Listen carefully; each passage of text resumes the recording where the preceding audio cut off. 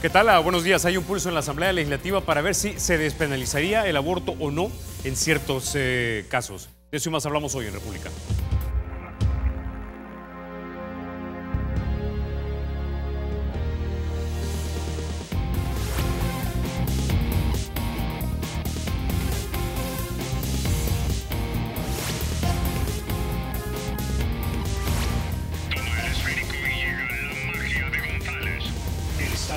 Será siempre libre e independiente y no será jamás el patrimonio de ninguna familia ni persona.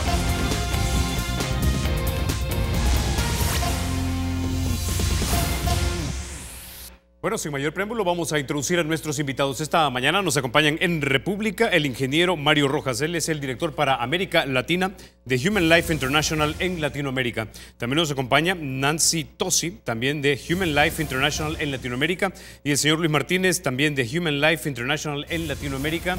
Bienvenidos a República. Gracias, Carlos. Muchísimas gracias. Bueno, quisiera empezar con usted, señor Mario Rojas, porque en nuestra Asamblea Legislativa hay en este momento una discusión que no está definida, aunque este tema aparentemente habría sido zanjado en los 90 cuando se aprobó una reforma a la ley en la que básicamente se considera que la vida humana comienza desde el momento de la concepción y por lo tanto cualquier interrupción puede ser básicamente penada por la ley. Ahora, hay una puja en una de las comisiones, creo que es la Comisión de la Mujer, por despenalizar el aborto en 4 causales. Dicen, son 4 causales bien específicos. Uno es si el niño concebido es producto de la violación, o si es por trata de personas, también que vendría siendo como violación, ¿no? Si la criatura no es viable fuera del cuerpo de la mujer. Y el otro es si pone en peligro la vida de la mujer. Quisiera empezar con eso para ver que me diera una valoración general y luego vamos profundizando. Bueno, en primer lugar un saludo cordialísimo al programa República acá de El Salvador. Para mí es una gran satisfacción estar acá, aprovechando una invitación para participar en un evento pro vida y pro familia. Con todo el respeto de la población de El Salvador, acá estamos viendo una fotocopia de muchos proyectos que se van llevando a cabo en diferentes países. Yo soy originario de Bolivia y en este momento se está tratando de ampliar las causales de 3 que eran antes, se quiere subir a 9. Y el día de hoy se pone incluso el derecho al aborto por la pobreza, el derecho al aborto a jóvenes estudiantes que porque son estudiantes tienen derecho a abortar, y entonces ahí viene la discriminación de aquellos jóvenes que no estudian, entonces no pueden tener derecho a abortar. Ahora, para nosotros es una puerta para reducir la población. Porque en el fondo, si vemos que ¿cuál es el objetivo de fondo, don Carlos? Es reducir la población. ¿Y cómo hacerlo? Pues hay que convencer a las mujeres que tienen un derecho a tomar una decisión de su cuerpo. Si bien todos sabemos de que ese ser que está dentro del vientre de la mujer no está temporalmente, ¿no es cierto? Después de 9 meses ya han salido y va a ser como todos nosotros, seres humanos normales, ¿verdad? Y entonces la idea es sensibilizar a la población con toda una serie de estadísticas. Sabemos muy bien que hay organizaciones como ADS, Asociación Demográfica de San Salvador, que cuando hablamos de demografía es que quiere decir que estamos preocupados con la población. Todo esto viene producto de intereses, de grandes intereses geopolíticos, eugenésicos, interesados en controlar la población del mundo. Y sabemos que hay proyectos como el proyecto Kissinger de los Estados Unidos, que les invito a la población que vea. El día de hoy ya es un proyecto que era de altísimo secreto en la década de los 70, pero el día de hoy sabemos de que está disponible y básicamente ¿qué hace el llamado? Tenemos que reducir la población de los países subdesarrollados, que en esa época era todo el hemisferio sur, América Latina, África y Asia.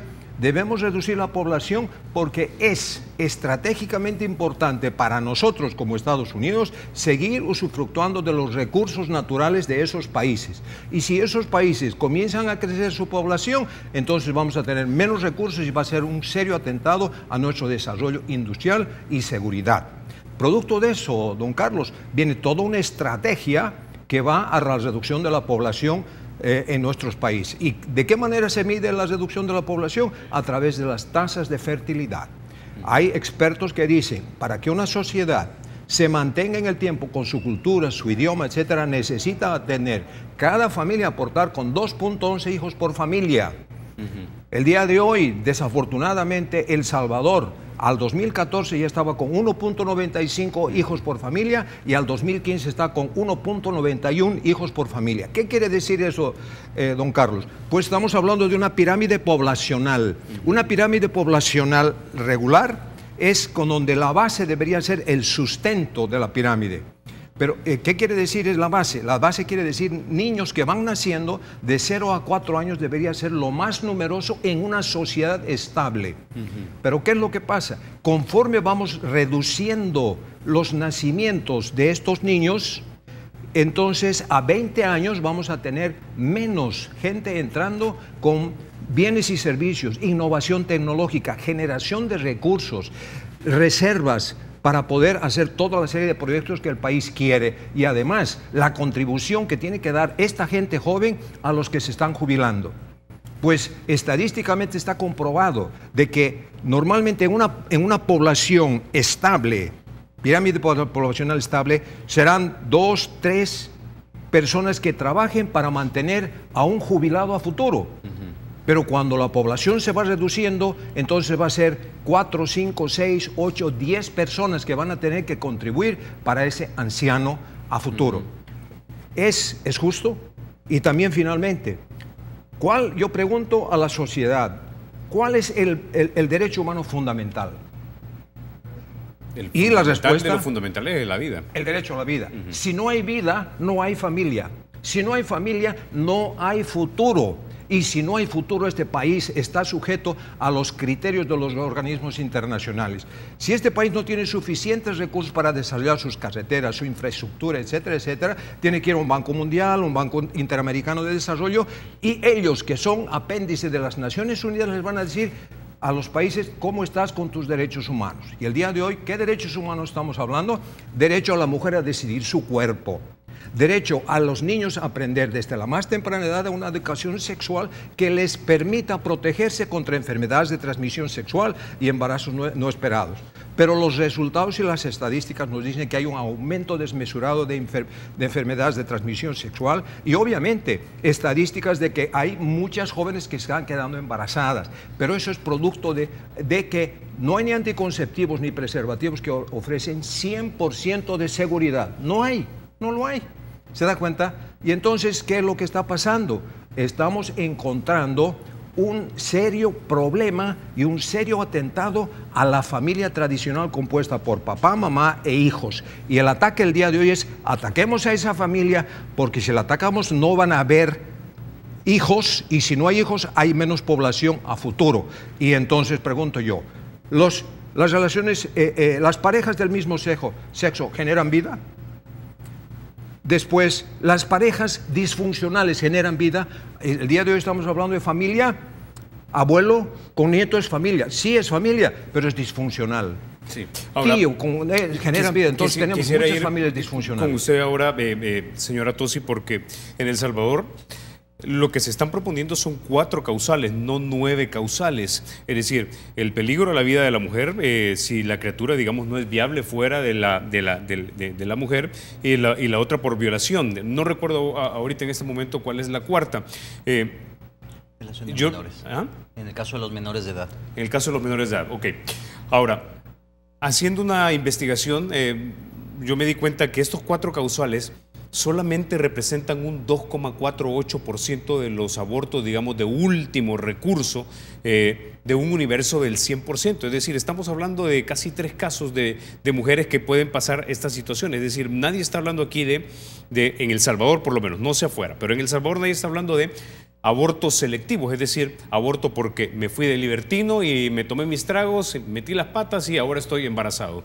Nadie está hablando de, bueno, como soy pobre, entonces que se me permita abortar porque no voy a poder mantener el hijo. No, están hablando de 4 causales muy específicos que yo creo que el más debatible es el del producto de la violación, que ese lo podemos abordar más adelante. Entonces, ¿por qué no permitir que se despenalicen estos casos cuando legalmente aquí ya se ha estado hablando de que los derechos, incluso bajo nuestra Constitución, no son absolutos. Es decir, que tenemos que valorarlos de acuerdo al caso específico, y en este caso, por ejemplo, en el de la mujer, el peligro de la vida de la mujer, dicen, bueno, ¿por qué le voy a quitar a la mujer el derecho a la vida a poder vivir? Y yo tengo por acá unas cifras que son reportadas por la Unidad de la Atención Integral a la Mujer, la Niñez y la Adolescencia, donde dice que el 61% de muertes maternas se habría debido a causas relacionadas directamente a la gestación. Es decir, tenemos prueba documentada de que esto podría darse. Es en casos muy mínimos, pero se puede dar. Entonces, si es en casos muy mínimos y no estamos hablando de abortos selectivos, ¿por qué no permitir que estos 4 causales sí sean una excepción a la ley? La respuesta es muy fácil. Los datos que tú acabas de darnos no son reales, son una mentira. Este proyecto, Niños, Niñas y Adolescentes, está en toda América Latina, copiados casi con la coma exacta en todos los países, y tiene que ver con darle derecho a los niños y a los jóvenes para que puedan hacer lo que ellos quieran, por supuesto dirigido por esta educación sexual que no es una educación, que es genitalidad. Genitalidad para llevarlos a la promiscuidad y para convencerlos de que existe un sexo seguro, que no hay tal. Aquello de la muerte materna y por peligro de muerte a la madre, yo creo que es importante que las mujeres y los que están apoyando a estas mujeres en este país y en todos los países, Carlos, lean un poquito más de los artículos internacionales médicos, científicos, para que realmente le digan la verdad a la población de este país. Una mujer tiene 2 etapas en las que son mucho más importantes tomar en cuenta esta bomba hormonal que existe en su cuerpo.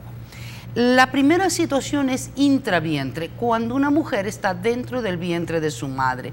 Tenemos muchísimas hormonas femeninas dando la vuelta por ahí. Y el otro espacio es cuando hay un embarazo. Cuando una mujer está embarazada, nuestras hormonas han hecho una coyuntura entre todas para poder llevar adelante este embarazo de la mejor manera. Cuando tú detienes un embarazo de manera abrupta a través de un aborto, esa mujer que esté enferma sufrirá mucho más daño físico que si le permites seguir con su embarazo. Así que esto es la mentira más grande que le puedan decir a un país entero como El Salvador. Es decir, no hay absolutamente ningún caso en el que una mujer pueda tener en peligro su vida y por lo tanto no pueda llevar a feliz término el embarazo. No hay ningún caso de acuerdo a ustedes. Te voy a dar una cifra que es bastante importante y que esto es totalmente científica. En cada embarazo la madre recibe aproximadamente 10.000 células madre totipotenciales, de manera que estas células madres van a los órganos de la mujer que estuviera enferma, más bien a ayudarle a sanar antes que matarla. Vamos a ir a un caso que es el que van a sacar a la luz. Una madre que descubran que tenga cáncer y que necesita tomar quimioterapias.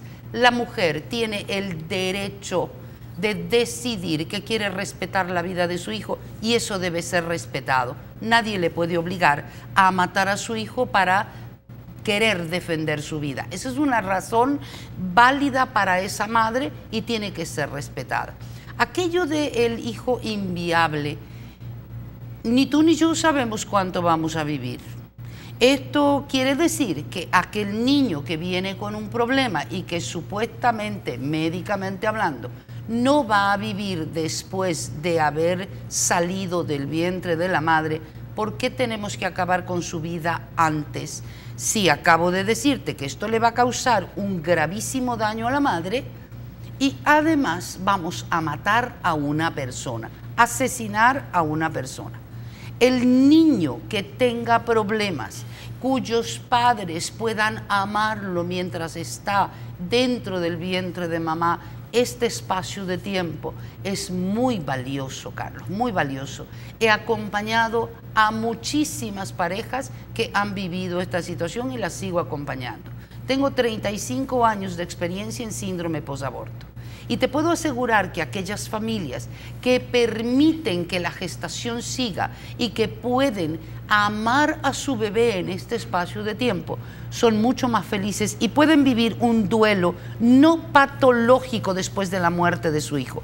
Esto no ocurre con aquellos padres que matan a su hijo cuando un médico les da una información que puede ser válida como que eso no. se escucha como que es una valoración de parte suya con los casos que de repente usted ha tenido contacto, pero yo puedo entender que haya algunas mujeres que digan yo no quiero continuar con este embarazo porque ya sabemos que el niño o la niña no va a vivir más de una hora porque tiene algún o no tiene algún miembro que le impida vivir, ¿verdad? Y por lo tanto no quiero seguir con la gestación porque esto me causa mayor sufrimiento, saber que tengo una criatura que no va a poder vivir más de una hora. Eso Es decir, no es verdad. ¿por qué no darle la oportunidad entonces a esta mujer de decidir y decirle, mire, ni modo, o sea, lo voy a tener que hacer? Carlos, aquí hay algo muy importante. Los seres humanos tenemos una libertad que tiene que ser respetada. Todos pueden decidir matar a sus hijos o no matarlos. Vuelvo a repetirte algo. Soy especialista en el síndrome post-aborto. Ninguna madre que decide matar a su hijo va a estar libre de este síndrome. Síndrome que le llevará a la peor violencia intrafamiliar que te puedas imaginar. Así que la mujer tiene el derecho de decidir si mata a sus hijos o no. Esta se llama libertad. Pero sí decirle a esta mujer que las consecuencias del síndrome posaborto, de haber tomado la decisión de matar a su hijo antes de que éste nazca, esto va a causarle problemas muy graves a ella, a su cónyuge, a toda su familia y a todo aquel que esté involucrado alrededor de ella. El síndrome posaborto no es una valoración mía. El síndrome posaborto es algo que existe, puedes revisarlo desde el año 81 en el Senado americano, ya se lo presentó. Así que llevamos 30 y más años, 36 años en este momento, desde que esto salió a la luz. ¿Por qué el mundo quiere negar que el síndrome posaborto exista? ¿Por qué le están llamando un mito? Todas estas instituciones que ya el ingeniero Rojas mencionó. Porque no les conviene. Si están queriendo decir que el aborto sea un derecho de una mujer, entonces tienen que negar el síndrome posaborto, el daño que a las mujeres les causa, a los hombres y a toda la familia, el matar a un hijo en el vientre de mamá. La libertad es de estas personas, pueden decidir hacerlo, pero las consecuencias son reales, no es valoración mía. Estamos hablando de cosas científicas. Ok, ahora, señor Martínez, una vez más, si son 2,8 a 3% de los casos dentro de un universo de 100%, estas 4 causales que en El Salvador se están discutiendo, y básicamente no le está dando opción a la madre para poder decidir sobre este tema.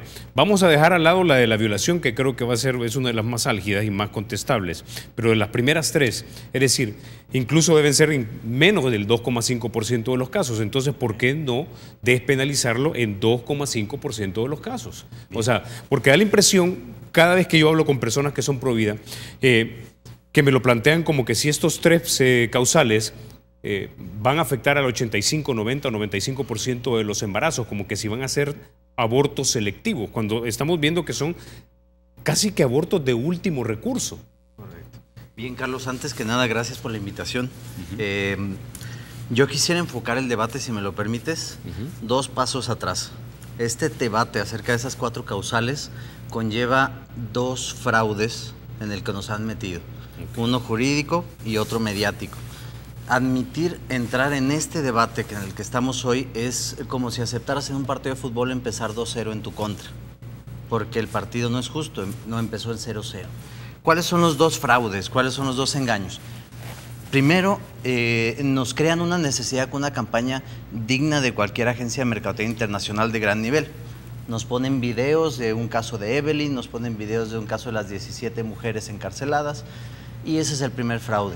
El caso de Evelyn no fue aborto correspondiente al artículo 133 del Código Penal salvadoreño, sino fue un homicidio agravado.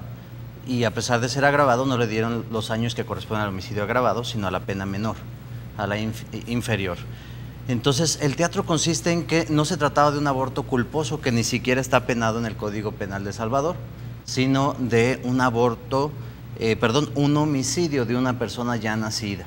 Hay pruebas de ello, está en la Fiscalía, las han varias organizaciones evidenciado en medios de comunicación. ¿Qué se hace con eso? Se crea una necesidad, un sentimiento hacia esas personas de que necesitamos cambiar el Código Penal porque están sufriendo. Sin embargo, esos casos ni siquiera tratan de aborto por violación, no tratan de aborto terapéutico, no tratan de aborto eugenésico, ni tampoco de aborto por violación de menores de edad. Entonces, están padres los videos, pero vamos metiéndolos a otro tema, quizá la pena del homicidio, entonces debatamos el homicidio y no el aborto. Segundo engaño, segundo fraude, el jurídico. Ustedes en su Código Penal ya contemplan el aborto por violación, el aborto terapéutico y el aborto eugenésico y todos los demás. Pareciera que soy un mexicano que no conoce el Código Penal de El Salvador. Sin embargo, me conozco perfectamente el 133 y ahí no están esos casos, pero sí están en el 4, 5, 27 y 29 del Código Penal de El Salvador, que establece si el debate es acerca de los sentimientos de estas personas que fueron violadas y por tanto debe permitirse el aborto, o si el caso consiste en la consideración de un homicidio que no es agravado, sino es homicidio circunstancial que no es punible. Eso ya existe en esos artículos que determinan la pena mayor o menor conforme al contexto en que se dio el delito. Es decir, si yo cometo homicidio, pero fue en defensa propia, no necesitamos impulsar una campaña en donde legalicen el homicidio, exceptuando cuando te atacan en tu casa. Ya está contemplado en las excusas absolutorias del artículo 27. Entonces, ese es el fraude jurídico, ya existe esto. Nos están haciendo, como cuando en México, por ejemplo, en noviembre suele haber una campaña que se llama el Buen Fin, que es una mala copia del Black Friday de Estados Unidos, en donde te dicen, le vamos a bajar 50% a los productos, pero 15 días antes le subieron 60%. Eso nos están haciendo. El aborto por violación ya está considerado en ciertas excluyentes de responsabilidad, pero no deja de ser delito. ¿Qué es lo que sucede? El aborto, al igual que si hubieras asesinado a un ladrón que se metió a tu casa y que intentó asesinarte a ti, te consignan ante la autoridad, te someten a un proceso y es el juez, para eso sirve el sistema judicial, quien valora la gravedad del asesinato, del homicidio. Lo mismo aquí, sucede un aborto porque había peligro de muerte de la mamá. Se consigna el caso porque se dan las 4 circunstancias de todo delito.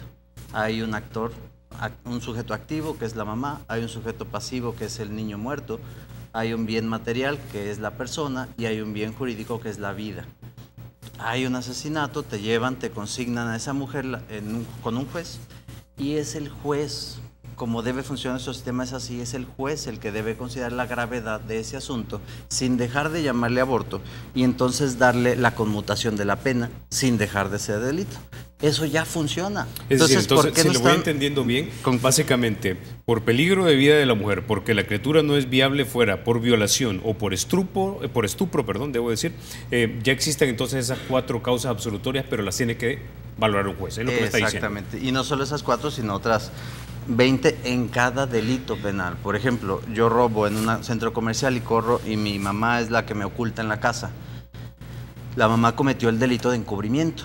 Sin embargo, hay una excusa absolutoria de que como es su hijo, no se le puede meter a la cárcel. Es una causa de no punibilidad. Pero el delito sí existe. Y eso ya lo tienes en tu Código Penal en el 4, 5, 27, 29. Ahora, yo intuyo que aquí en El Salvador esto quieren dejarlo establecido con una reforma en el Código Penal, porque si está a discreción del juez de que lo valore, o sea, yo he tenido gente con la que he conversado acá que nos dicen que hay demasiado prejuicio dentro de nuestro sistema judicial con mujeres y hombres que, tal vez tratando de hacerlo mejor, siguen siendo muy patriarcalistas y de repente entonces no valoran lo que una mujer les pueda decir. Claro. El sistema penal de cualquier país, particularmente el de antecedente romano como es el latinoamericano, funciona de tal manera que los delitos se regulan con base en el bien jurídico protegido. En este caso, en el título 2 del Código Penal se contemplan 2 principales delitos, el aborto y el homicidio. Los 2 tienen el mismo bien jurídico protegido, que es la vida de las personas. Hay otros delitos que tienen como bien jurídico protegido el patrimonio. La manera en que está confeccionado el Código Penal es que de acuerdo a la calidad del bien jurídico tutelado, es la consideración o la importancia del proceso penal en su parte judicial y la observación en la conmutación de la pena. Me explico. Si lo que protege un delito es solo el patrimonio, entonces la valoración que haga el juez va a ser con base en criterios muy específicos y el juicio es sumamente menos delicado que cuando el bien jurídico tutelado es la vida. Si aquí una mujer aborta, podemos verlo desde dos aproximaciones. Si lo que está abortando no es un ser humano, entonces lo que estamos protegiendo es un patrimonio, un bien jurídico, que es como lo están proponiendo algunas Supremas Cortes. En ese caso el juez perfectamente puede acortar el proceso, hacer un juicio expreso o un juicio ejecutivo, como le llaman en derecho mercantil, y entonces como medida precautoria permitir que la mujer aborte antes del juicio, si fuera el patrimonio. Así funciona el Código Penal. Como no es patrimonio lo que está en juego, sino la vida de una persona, entonces el juez no puede poner esa medida precautoria, porque lo que estamos en duda defendiendo es si esa mujer fue violada o no, si esa mujer cometió ese delito en esa circunstancia o no, pero no para autorizarle a matar ese bien protegido que es una vida, sino para considerar exactamente y con justicia objetiva cuál es su pena. Y entonces pueden ser solo 2 años, como dice el 133, o pueden ser 8 años, como dice el 133 también, pero no 30 si lo que cometió es aborto. Entonces, el debate ese mediático de sentimientos que se refiere al homicidio, no al aborto. Y en el aborto, lo que debemos hacer es insistir en que lo que está en juego en el elemento del sujeto pasivo del delito es una vida humana. No debemos olvidar eso. Ok, con eso ya vamos a la pausa. Cuando regresemos hablamos del causal, que es quizá el que despierta más controversia. Es si el niño es producto de una violación o de un estupro. Ya volvemos.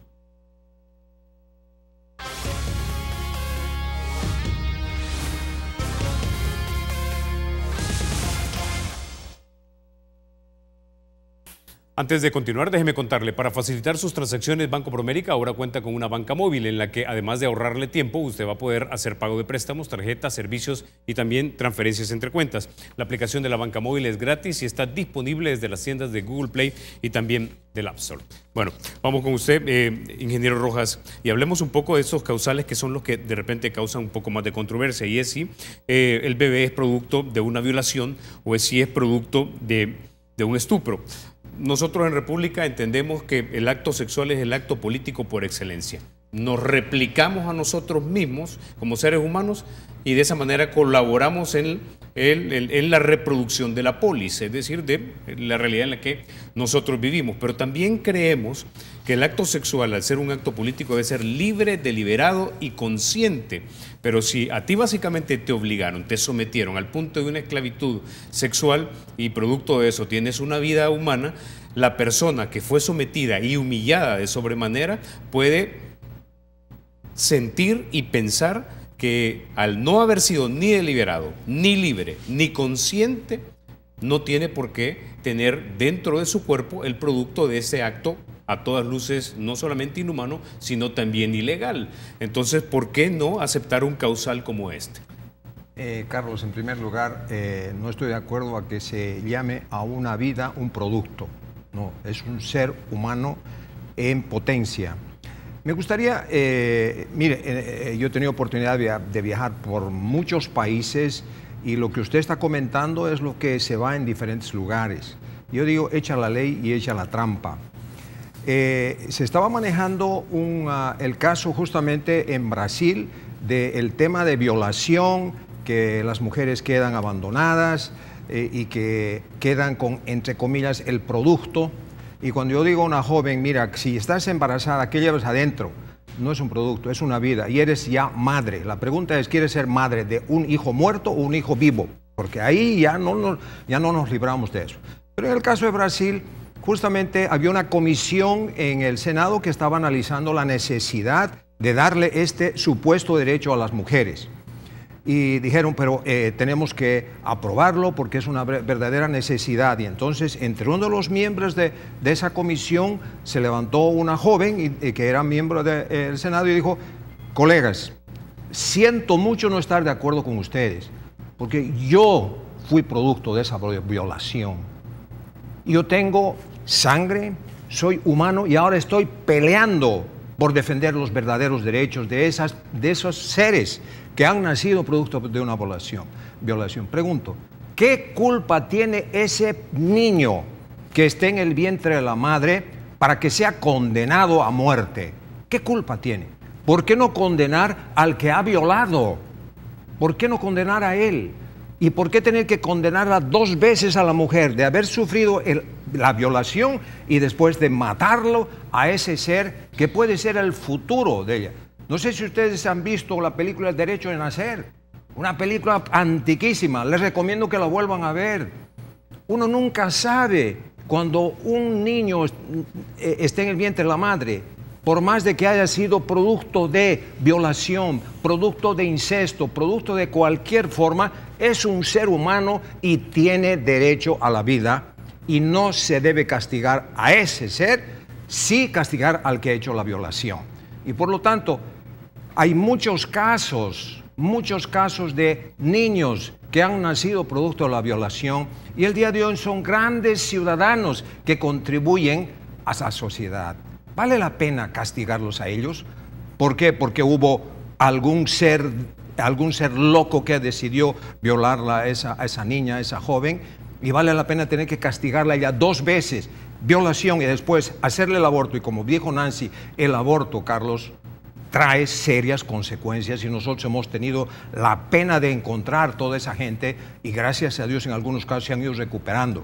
Y le diré una cosa, si usted tiene oportunidad de hablar con alguna mujer que ha pasado por esa crisis, usted se va a dar cuenta de que promover el aborto es lo peor que puede promover una mujer, porque cuando no queramos una mujer en una familia es la base fundamental de esa familia y es la base fundamental de una sociedad.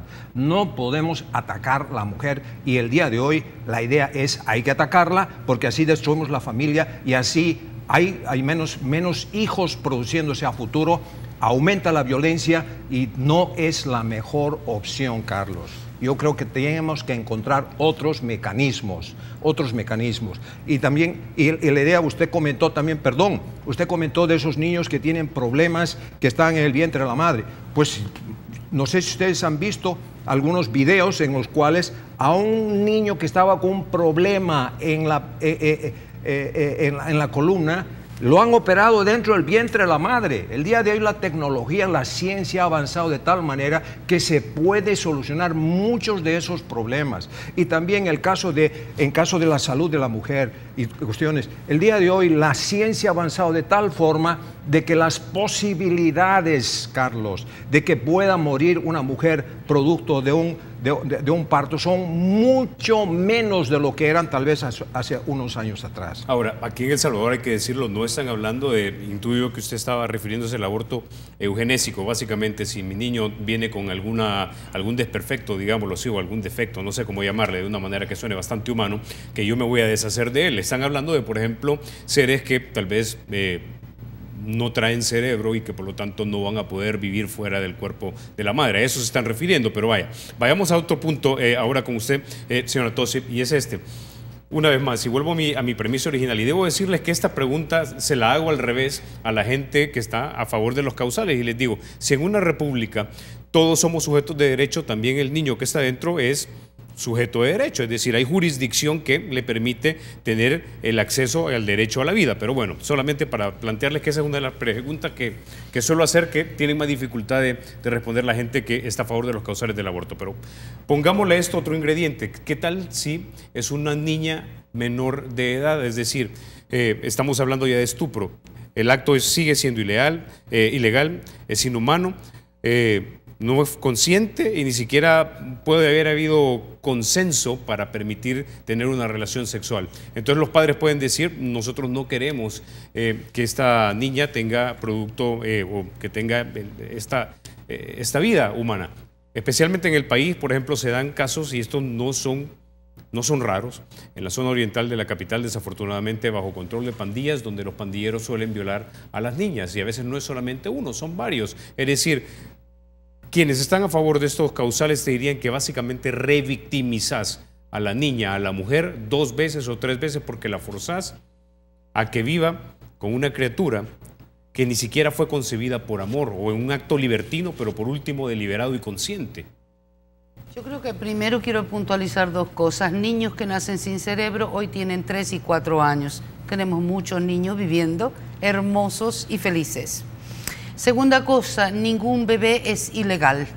Aunque la situación que haya llevado a esa concepción sea monstruosa, ninguna persona es ilegal. Esto tiene que quedar claro para todos. Pensar que un pandillero, pensar que un alcohólico, pensar que un asesino, que un violador está utilizando mujeres con este forzamiento a tener relaciones sexuales y de aquí se produce un embarazo, pues no es agradable para nadie. Revictimizar obligándola, nadie le obliga a tener un hijo. Repito, libertad la tenemos todos y tenemos la libertad de matar a nuestros hijos o no matarlos. El momento en que una niña se queda embarazada quiere decir que su cuerpo es ya capaz de mantener un embarazo. Te recuerdo mi respuesta al principio. Ninguna mujer embarazada debe tener un aborto. Primero vamos a la parte médica, física, porque estamos deteniendo el proceso hormonal más importante que una mujer tiene durante su vida y le vas a hacer más daño que bien. ¿Es acaso fácil decir que a una niña de 12 años, de 13 años, de 11 años, volverla asesina de su hijo es no truncarle la vida? Esto sí es victimizarla. Yo trabajo con esas niñas, yo trabajo con esas personas y el dolor que viven por no haber podido defender a sus hijos es tremendo. Tengo muchísimos casos de mujeres que han sido violadas y que decidieron abortar sus hijos. Hoy se arrepienten. El síndrome posaborto que tienen es inmenso. Aquellas que decidieron tener sus hijos, 1 de cada 200 decide darlo en adopción, el resto se lo quedan. Un bebé de esas 200 lo tengo en mi casa, Carlos. Yo soy la madre de un hijo de 36 años, hermoso y maravilloso. Gracias a esa madre que pudo tener a mi hijo en su vientre y permitirle nacer. Yo no sé si mi hijo es producto de una violación o de un estupro, no lo sé. Lo que sí te puedo asegurar es que tengo al hijo más maravilloso que Dios pudo haberme dado en esta vida. Tengo un hijo que es mi orgullo y que es mi motor para seguir viva y para caminar. Okay. Así que esto te puedo yo asegurar como madre adoptiva, 36 años. Bueno, señor Martínez, se nos acaba el tiempo, pero tiene tiempo para una última reflexión. Siempre me pasa al final el tiempo.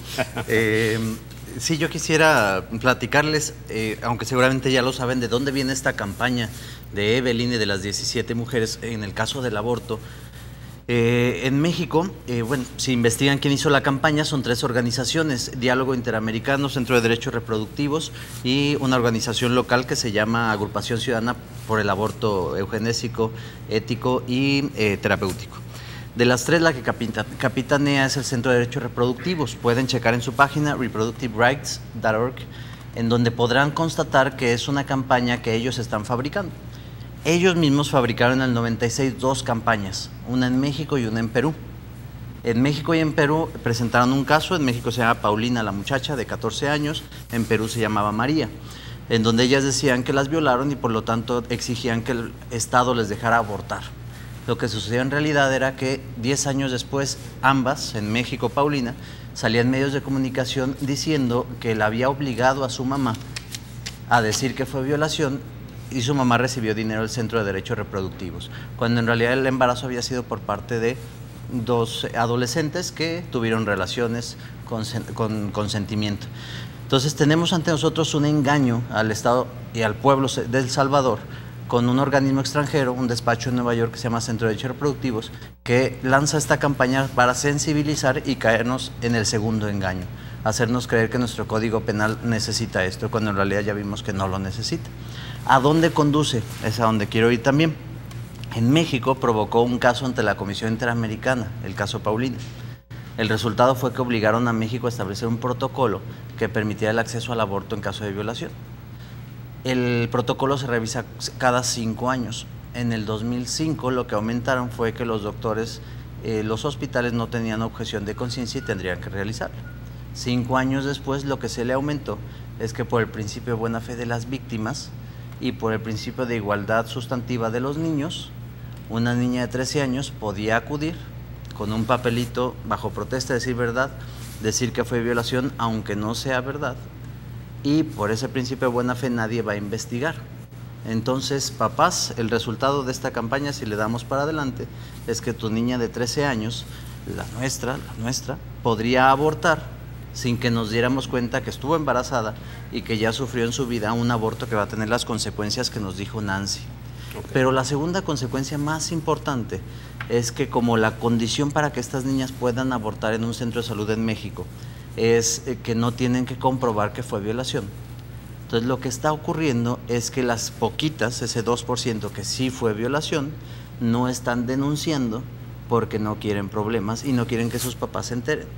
El resultado en México, que va a ser el mismo si seguimos por este camino, es que esta campaña por el aborto en caso de violación resulta en impunidad para el violador, que ya sucede en México. Ok.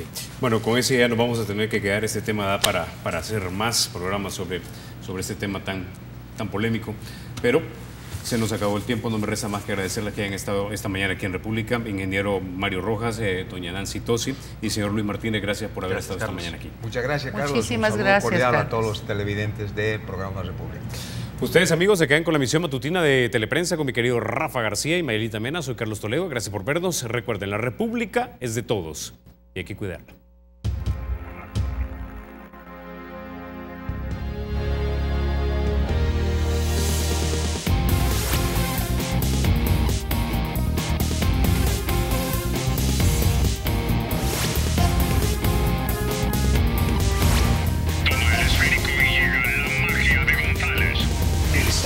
Y será siempre libre e independiente y no será jamás el patrimonio de ninguna familia ni persona.